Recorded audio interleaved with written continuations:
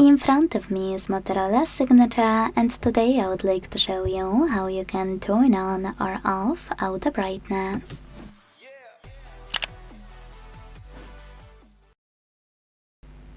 First of all, go into Settings and scroll to click on this section called Display.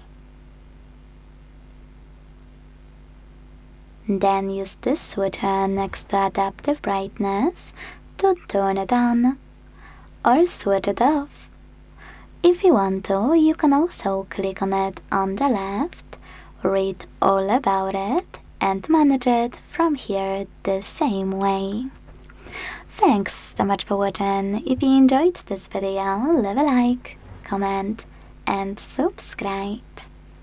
Bye!